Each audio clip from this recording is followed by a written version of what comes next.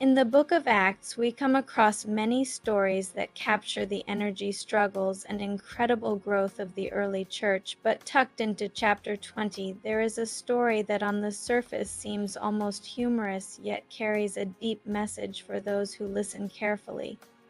This is the story of Eutychus, the young man who actually fell asleep during one of Paul's long sermons. He fell out of a window and died, only to be brought back to life. It sounds almost like the kind of thing you would hear as a cautionary tale about dozing off in church. But when we take time to look at the background of both Eutychus and Paul and the context of the moment, we see that it's more than a funny incident. It's a story that reminds us about the passion of the early church and the dangers of spiritual drowsiness and the life-giving power of God working through his servants. Eutychus is not a major biblical figure. In fact, his name only appears in this one story.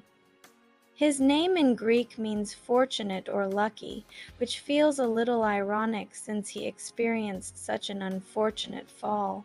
But in a strange way the meaning fits, because although he fell, he was fortunate enough to be raised back to life through God's power. He was most likely a young man from Troas, a city in the region of modern-day Turkey where Paul stopped during one of his missionary journeys. Some scholars think Eutychus may have been a teenager or perhaps a young adult, which makes sense because his presence in the upper room that night seems more like that of an eager learner or an apprentice rather than an elder or leader. Paul, on the other hand, was anything but an unknown figure. He was the great apostle to the Gentiles, once known as Saul of Tarsus, a Pharisee who had fiercely persecuted Christians, until he had his life-altering encounter with Jesus on the road to Damascus. From that moment on, Paul's life was devoted to preaching the gospel of Christ with a boldness and persistence that was unmatched. He had traveled across Asia Minor, Greece, and other regions, establishing churches, encouraging believers, and often facing persecution, beatings, and imprisonment. By the time he reached Troas, he was nearing the end of his third missionary journey. He knew that he was heading back to Jerusalem where suffering likely awaited him, and so every moment he had with the churches mattered. His sermons were not short pep talks. They were deep, passionate explanations of the gospel, filled with theology, encouragement, and warnings. He was a man burning with urgency because he knew that time was short. So picture the scene in Troas. It was the first day of the week, which means the believers were gathered in the evening to break bread and worship together. Because most people worked during the day, the Christian gatherings often happened at night. The room was on the upper floor, and Luke, the writer of Acts, notes that there were many lamps burning. That detail might seem small, but it paints the picture of a crowded room filled with heat, smoke, and the flickering light of oil lamps. The atmosphere would have been heavy, perhaps even a little stifling. Into this setting came Paul, speaking to the congregation and teaching late into the night. Eutychus, being young, found a spot in the window. Maybe he thought the fresh night air would help him stay awake, or maybe the room was too crowded and the window seat gave him a little space. But as Paul kept preaching hours into the night, fatigue set in. It's easy to imagine his head nodding forward, jerking back up, nodding again, until finally sleep overcame him completely. He toppled out of the third-story window and fell to the ground. The gathering was thrown into chaos. Imagine the cries of alarm, the rush of footsteps, the fear that spread through the believers.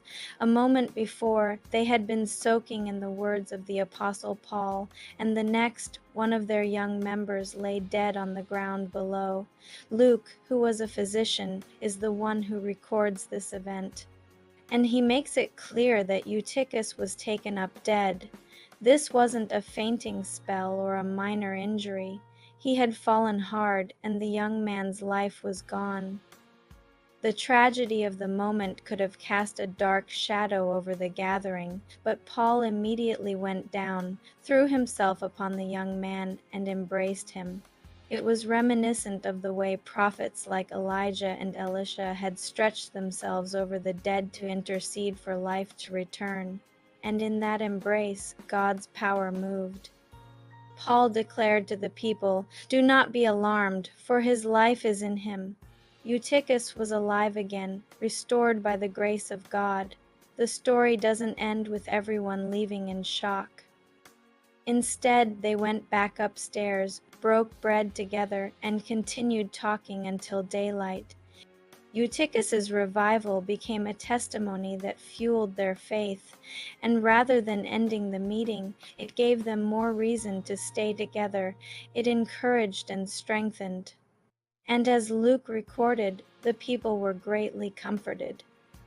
What began as a night of teaching turned into a night of miracle and encouragement, leaving an unforgettable memory in the hearts of all who were there. It is easy for us to laugh a little at Eutychus's story. After all, who hasn't struggled to stay awake during a long message? But there's more to the story than just the humor. Eutychus represents the frailty of our human condition. Even in the presence of great teaching and spiritual passion, our bodies are weak. Sometimes our minds wander. Sometimes fatigue wins out, and sometimes in the midst of the fire of God's word, someone just dozes off. Yet the story also tells us about the compassion of God. He does not abandon us in our weakness. Eutychus's life could have ended that night, but instead it became a testimony of God's power to restore and give new life. There's also a lesson about Paul's urgency. He preached long into the night, not because he enjoyed hearing himself talk, but because he knew the value of every hour. His long journey was heading towards suffering and possibly death, so he poured out everything he could into the lives of the believers. His persistence reminds us not to take for granted the opportunities we have to share God's truth with others. We never know when it might be the last chance. For modern readers, Eutychus's fall can serve as a symbol for spiritual drowsiness. It is easy in our busy lives to become sleepy in our faith, to sit on the edge and slowly fall into slumber. And when that happens, there is always the risk of a fall. But the beauty of the gospel is that even when we fall, God is able to restore us, just as he restored Eutychus through Paul. What looked like a tragic ending became a story of encouragement for the entire church. So the next time you're tempted to laugh about the young man who fell asleep in church, remember that his story carries a reminder of both our weakness and God's power. Eutychus may have been fortunate by name, but it was the grace of God that truly made him fortunate that night. Through his fall and restoration, the church in Troas received a powerful example of God's love. We too can find encouragement knowing that the same God who restored him is able to lift us up when we stumble. Thank you for listening to this story from the book of Acts. I hope it brought a smile to your face and encouraged your faith. If you enjoyed this lesson and want to hear more explorations of unique and powerful moments in the Bible, please be sure to like, share, and subscribe to this channel. Your support helps us continue spreading the word, and we look forward to learning and growing together in future videos.